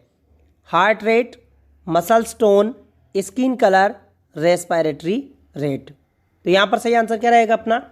यहाँ पे सही आंसर है वो है रेस्पिरेटरी रेट। देखो इम्पोर्टेंट बात यह है कि हम यहाँ पर रेस्पिरेटरी रेट को हम रेस्पिरेटरी रेट को हम असेस नहीं करते हैं। किसको असेस करते हैं अपन? हम यहाँ पर असेस करते हैं, वो करते हैं सिर्फ रेस्पिरेशन को। रेस्पिरेशन को ध्यान में रख लेना, किसको असेस करते हैं अपन? रेस्पिरेशन को। तो यहाँ पर सही आंसर क्या रहेगा अपना? डी वाला। ये तीनों हम असेस करते हैं लेकिन इसको हम असेस नहीं करते हैं। ठीक है, चलते हैं नेक्स्ट क्वेश्चन की तरफ। यहाँ पे क्वेश्चन में पूछा है Apgar score is describe by. ठीक है। अपगार स्कोर किसके द्वारा वर्णित किया गया है? काफ़ी इंपॉर्टेंट क्वेश्चन है दोस्तों, यानी कि अपगार स्कोर किसके द्वारा वर्णित किया गया है? Virginia Henderson, Virginia Apgar, Robert Hooke Apgar, ठीक है, नन ऑफ दीज। तो यहाँ पर सही आंसर क्या रहेगा अपना? यहाँ पे सही आंसर है वो है वर्जिना अपगार। जो वर्जिना अपगार साइंटिस्ट है उसने किसको दिया था? अपगार स्कोर को दिया था। अपगार स्कोर किसके लिए यूज किया जाता है? न्यू बोर्न, ठीक है, न्यू बोर्न असेसमेंट के लिए। ध्यान रख लेना, ये कई बार पूछा जा सकता है आपसे कि किसके लिए यूज किया जाता है? न्यू बोर्न असेसमेंट के लिए यूज किया जाता है किसको? अपगार स्कोर को। चलते हैं नेक्स्ट क्वेश्चन की तरफ। दोस्तों ये क्वेश्चन काफ़ी इंपॉर्टेंट है, आपके नॉलेज को असेस करने वाला क्वेश्चन है। यहाँ पर क्वेश्चन में पूछा है a newborn deliver in emergency labour room and assess the Apgar of newborn found flaccid, slow irregular respiration, heart rate slow, grimace and body pink, extremities blue, the total score of Apgar indicate. ठीक है, यानी कि एक newborn है जिसकी emergency labour room में मतलब delivery हुई है, ठीक है, और उसका अपगार स्कोर जब हम चेक करते हैं तो पैरालिसिस है और उसका श्वसन क्या है? स्लो है, और हार्ट रेट भी क्या है उसकी? स्लो है, ग्रेमेस है, और जो उसका शरीर है वो क्या है? बॉडी तो उसकी पिंक है लेकिन एक्सट्रीमिटीज क्या है? ब्लू है। तो ये अपगार स्कोर किसको इंडिकेट करता है या किसको प्रदर्शित करता है? No depression, mild depression, severe depression, none of these. तो दोस्तों बताइए इसका आंसर, इसका सही आंसर क्या रहेगा? मैं बता देता हूँ आपको। देखो फ्लैसिड की बात करें अपन, फ्लैसिड का हमने कितना नंबर दे दिया? 0, ठीक है। स्लो इरेगुलर रेस्पिरेशन का कितना है? स्लो इरेगुलर रेस्पिरेशन का कितना है? इसका 1 है। हार्ट रेट स्लो है, इसका भी क्या है? हार्ट रेट स्लो है, इसका भी क्या है? इसका भी 1 है। और ग्रेमेस है, इसका भी कितना है? इसका भी क्या है? 1 है। और बॉडी पिंक और एक्सट्रीमिटीज़ है, इसका भी क्या है? बॉडी पिंक एक्सट्रीमिटीज है, इसका भी नंबर कितना है? 1। तो टोटल इसका स्कोर कितना हो गया? इसका स्कोर हो गया 4। तो जो 4 का जो स्कोर होता है वो उसे कहते हैं अपन, क्या कहते हैं उसे अपन? माइल्ड डिप्रेशन, ठीक है। अगर 3 से कम आता है तो सीवियर डिप्रेशन। चलते हैं नेक्स्ट क्वेश्चन की तरफ। बात कर लेते हैं यहाँ पर, ये क्वेश्चन काफ़ी इंपॉर्टेंट है। यहाँ पर all are following clinical features of preterm female baby except, ठीक है, यानी कि इसके अंदर 3 तो ऐसे हैं प्री टर्म के क्लिनिकल फीचर है और 1 नहीं है, ठीक है।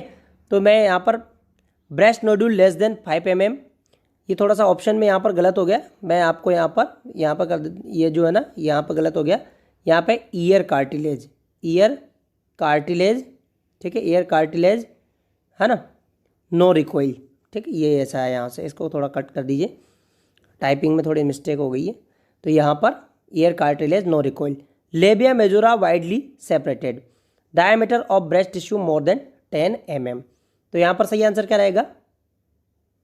यहाँ पे जो सही आंसर है वो है, यहाँ पे है डी वाला। देखो जो प्री टर्म बेबी होता है, प्री टर्म बेबी होता है, उसकी अगर बात करें तो उसके जो ब्रेस्ट नोड्यूल है कितने? 5 mm से कम होंगे, ठीक है। इसके बाद में जो उसका ईयर का जो कार्टिलेज है, ईयर का जो कार्टिलेज जानते हो ना, ये ईयर है, ईयर के नीचे से जो कार्टिलेज होता है ना, ये वाला रिकॉइल नहीं होगा।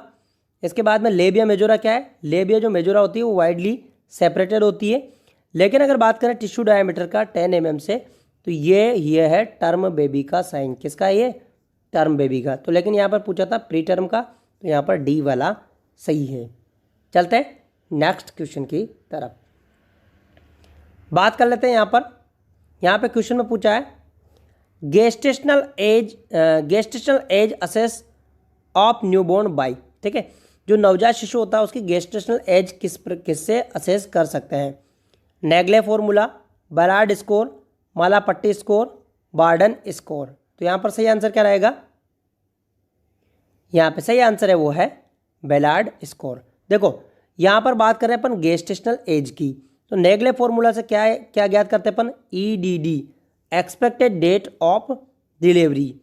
तो यहाँ पर सही आंसर है वो अपना है बैलार्ड स्कोर। ठीक है, बार्डन स्कोर से किसको याद करते अपन, जो होता है बेड सोर, ध्यान में रख लेना बेड सोर से। ठीक है, लेकिन यहाँ पर सही आंसर अपना हुआ है बैलार्ड स्कोर।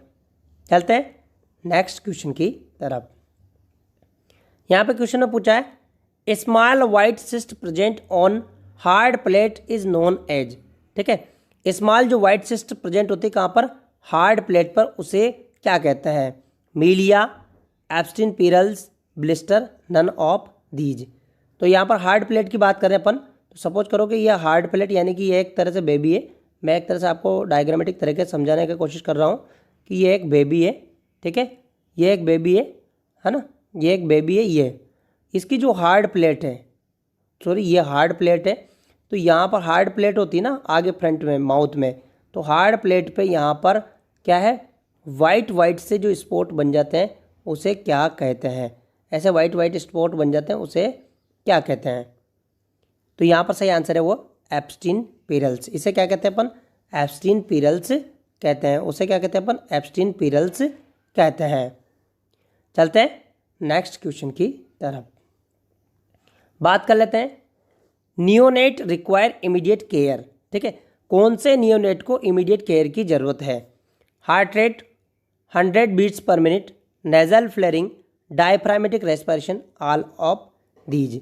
तो यहाँ पर सही आंसर क्या रहेगा, यहाँ पे सही आंसर है वो है नेजल फ्लेरिंग। देखो बात करें अपन इमीडिएट केयर की, देखो हार्ट रेट क्या है 100 है, तो ये भी किस कंडीशन में आता है, ये भी नॉर्मल कंडीशन में आता है। डायफ्रामेटिक रेस्पिरेशन ये भी क्या है, नॉर्मल कंडीशन में आता है ना। लेकिन अगर बात करें अपन नेजल फ्लेरिंग की, तो जो नेजल फ्लेरिंग है, नेजल फ्लेरिंग है, ये किसको इंडिकेट करता है, नेजल फ्लेरिंग ये इंडिकेट करता है रेस्पिरेटरी डिस्ट्रेस को। किसको इंडिकेट करता है ये, रेस्पिरेटरी डिस्ट्रेस को। ठीक है, ध्यान में रख लेना किसको इंडिकेट करता है ये, रेस्पिरेटरी डिस्ट्रेस को। तो ये काफ़ी इंपॉर्टेंट, नेजल फ्लेरिंग और ग्रंटिंग। ठीक है, ग्रंटिंग ये ध्यान में रख लेना, नेजल फ्लेरिंग और ग्रंटिंग दोनों किसको इंडिकेट करते हैं, रेस्पिरेटरी डिस्ट्रेस को। तो इसको इमीडिएट केयर की जरूरत है। ठीक है, चलते हैं नेक्स्ट क्वेश्चन की तरफ। तो यहाँ पर सही आंसर क्या रहेगा अपना, यहाँ पे सही आंसर है वो है बी वाला। नेक्स्ट क्वेश्चन की बात कर लेते हैं अपन। यहाँ पर क्वेश्चन में क्या पूछा है, cheesy white substance on newborn baby is, यानी कि जो चीजी वाइट सब्सटेंस होता है न्यूबॉर्न बेबी के ऊपर उसे कहते हैं वर्निक्स कैसियोसा, लेनुगो, वाटन जेली, एमनियोटिक फ्लूइड। तो यहाँ पर सही आंसर क्या रहेगा, यहाँ पे सही आंसर है वो है वर्निक्स कैसियोसा। जो बेबी होता है उसके ऊपर जो चीजी जो वाइट सब्सटेंस होता है उसे कहते हैं अपन वर्निक्स कैसियोसा। बात कर लेते हैं नेक्स्ट क्वेश्चन की। ये क्वेश्चन काफ़ी इंपॉर्टेंट है दोस्तों, पहले कंपटीशन में पूछा जा चुका है। On assessment of newborn find one side of body deep pink और red and other side remain pale, it indicate. ठीक है, acrocyanosis, cyanosis, harlequin sign, Mongolian spot. कहने का मतलब ये है कि एक बेबी है ये, ठीक है, ये एक बेबी है और इसकी जो बॉडी है, ठीक है, इसकी जो बॉडी है वन साइड तो क्या है, वन साइड तो इसकी क्या है, इसकी जो बॉडी है वन साइड क्या है, इसकी बॉडी वन साइड है डीप पिंक, क्या है, डीप पिंक है, और अदर साइड क्या है, पेल है। ठीक है, तो ये किसको इंडिकेट करता है, तो यहाँ पर सही आंसर है वो हार्लेक्विन साइन। देखो हार्लेक्विन साइन जो ये इंडिकेटर है किसका, हार्ट डिजीज का। ध्यान में रख लेना, डॉक्टर को तुरंत इन्फॉर्म करना है, ये है हार्ट डिजीज का इंडिकेटर है। ठीक है, हार्लेक्विन साइन। एक्रोसाइनोसिस नॉर्मल होता है, ठीक है, और ये 4 to 6 आवर में क्या हो जाता है, डिजोल्व हो जाता है। तो यहाँ पर सही आंसर है वो है सी वाला। बात कर लेते हैं नेक्स्ट क्वेश्चन की। यहाँ पर नेक्स्ट क्वेश्चन में क्या पूछा है, in female newborn vaginal white mucus discharge और pink red mucus discharge is term use. ठीक है, एक जो नवजात शिशु है, कौन सा, फीमेल नवजात शिशु है, उसकी वेजाइना पर म्यूकस जो डिस्चार्ज होता है पिंक रेड, उसे क्या कहते हैं, gynaecomastia, premenstrual menstrual, premature menstrual, pseudomenstrual, menarche. तो उसे क्या कहते हैं अपन, उसे कहते हैं अपन सूडो मेंस्ट्रुअल। देखो जो न्यूबॉर्न बेबी है, उसकी वेजाइना पर यहाँ पर क्या है, उसकी वेजाइना पर क्या है, क्या होता है, पिंक, ध्यान रख लेना, पिंक रेड, ठीक है, पिंक रेड म्यूकस डिस्चार्ज ये प्रेजेंट होता है। तो इसे कहते हैं अपन, क्या कहते हैं इसे कहते हैं अपन सूडो मेंस्ट्रुअल। अब मैं आपको बता देता हूँ ये क्यों होता है। ये मदर के जो हार्मोन्स होते हैं, मदर हार्मोन विड्रॉल की वजह से होता है। ध्यान रख लेना, किसकी वजह से, मदर हार्मोन विड्रॉल की वजह से होता है। कौन होता है, सूडो मेंस्ट्रुअल। और स्पेशली कौन सा, एस्ट्रोजन, ध्यान में रखना, किसका, एस्ट्रोजन, ठीक है, एस्ट्रोजन की वजह से होता है। ध्यान में रखना, पूछा जा सकता है आपसे, क्योंकि जब डिलीवरी होती है तो मदर के हार्मोन क्या है, विड्रॉ हो जाते हैं, इसकी वजह से, ठीक है, क्या होता है, सूडो मेंस्ट्रुअल होता है। बात कर लेते हैं नेक्स्ट क्वेश्चन की तरफ। यहाँ पे क्वेश्चन में पूछा है, a newborn bowel sound can assess after, जो नवजात शिशु होता है उसके बोल साउंड हम कब असेस कर सकते हैं, after 24 hour of birth, 48 hour of birth, within 1-2 hour of birth, none of these. तो यहाँ पर सही आंसर क्या है, यहाँ पे सही आंसर है वो है 1-2 आवर ऑफ बर्थ। 1 से 2 घंटे बाद हम उसके बोवल साउंड को असेस कर सकते हैं जन्म के पश्चात। क्वेश्चन में यहाँ पर पूछा है, नॉर्मल न्यूबॉर्न लेंथ इज, यानी कि न्यूबॉर्न की लेंथ कितनी होती है, 50 cm, 100 cm, 40 cm, 65 cm। तो नॉर्मल न्यूबॉर्न की लेंथ कितनी होती है, यहाँ पर सही आंसर है वो है 50 सेमी। यानी कि जो न्यूबॉर्न होता है उसकी जो लेंथ होती है वो कितनी होती है, 50 सेमी होती है। जैसे मान लो ये न्यूबॉर्न है, ठीक है, न्यूबॉर्न है, और इसकी जो लेंथ है यानी कि at a time of delivery, तो ये कितनी होती है, 45 से 55 सेमी के बीच में होती है। लेकिन एवरेज अपन इसे कितनी मानते हैं, इसे मानते हैं 50 सेमी। तो समझ में आ गया होगा आपको ये, ठीक है। चलते हैं नेक्स्ट क्वेश्चन की तरफ। यहाँ पे क्वेश्चन में पूछा है, normal head circumference of newborn is, ठीक है दोस्तों, काफ़ी इंपॉर्टेंट क्वेश्चन है, कई बार एग्जाम में पूछा जा चुका है। तो यहाँ पर पूछा है क्वेश्चन में कि जो न्यूबॉर्न होता है, नवजात शिशु होता है, उसका सामान्य हेड सरकमफ्रेंस कितना होता है, 45 semi, 35 semi, 33 semi, 30 semi.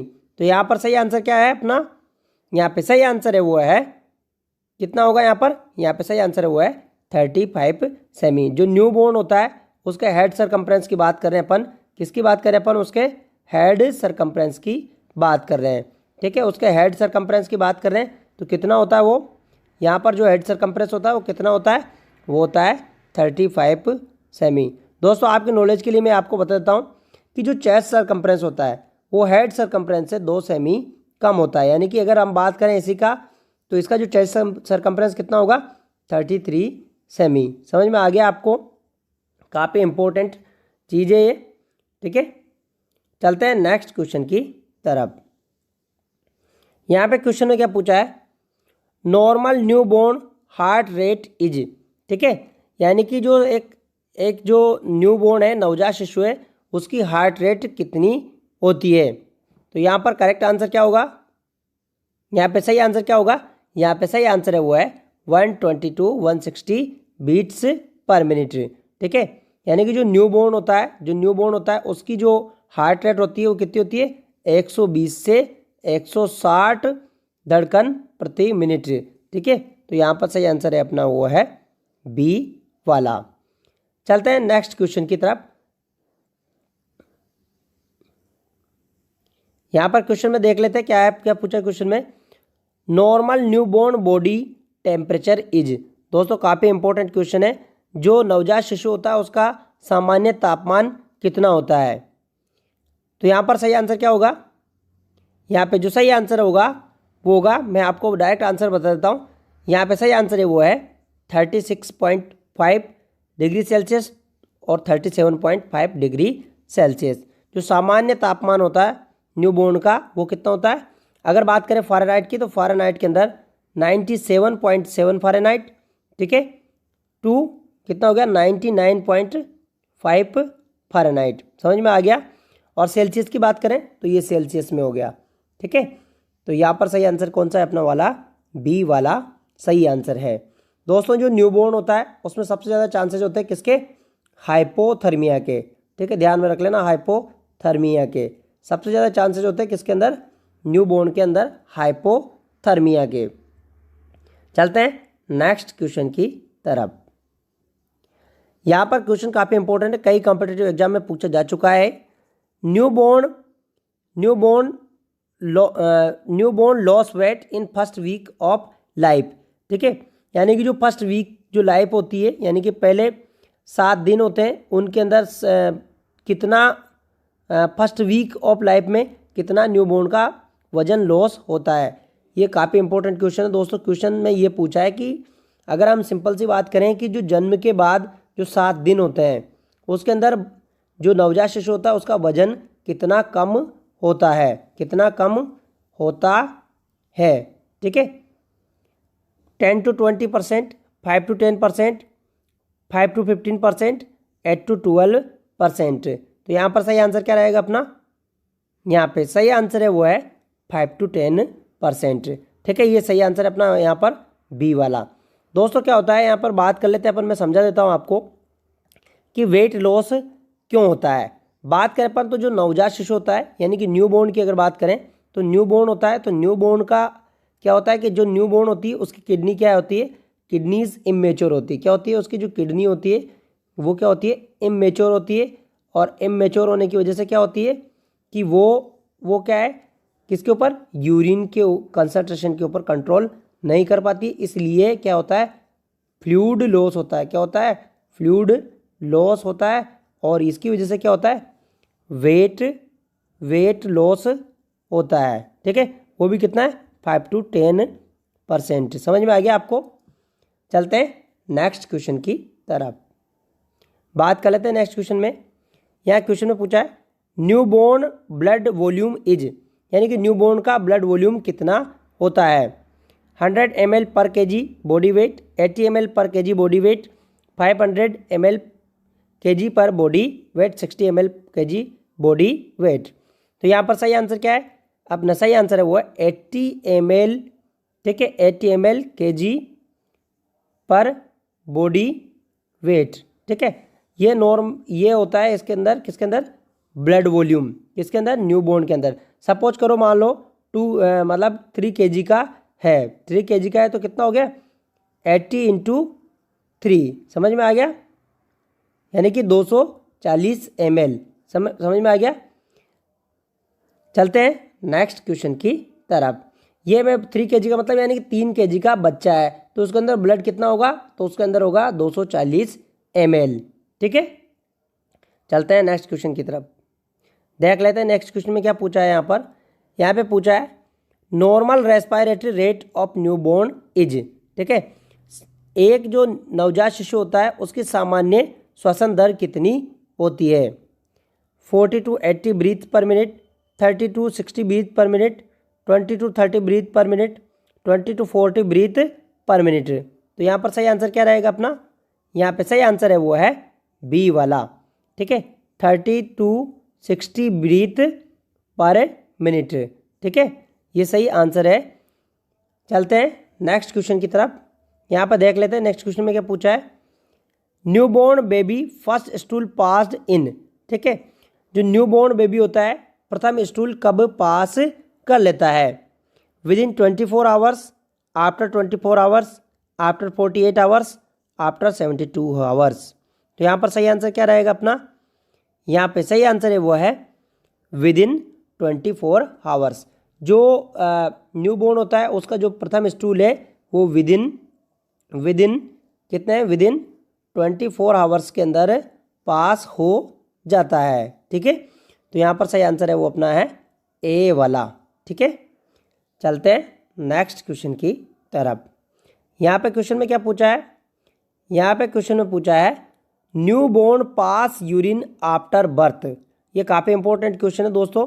Newborn कब यूरिन पास करता है, जन्म के पश्चात, यानी कि जो नवजात शिशु है जन्म के पश्चात कितने समय में प्रथम यूरिन पास कर देता है। Within 48 hours, within 24 hours, after 72 hours, after 24 hours. तो यहाँ पर सही आंसर क्या है, यहाँ पे सही आंसर है वो है बी वाला, यानी कि विदिन 24 आवर्स के अंदर वो क्या है, यूरिन पास कर देता है। और दोस्तों मैं आपको ये भी बता देता हूँ कि जो यूरिन पास करता है वो कितना करता है, 1 ml पर kg के हिसाब से, ठीक है, कितना करता है, 1 ml पर kg के हिसाब से पास करता है। समझ में आ गया आपको, ठीक है।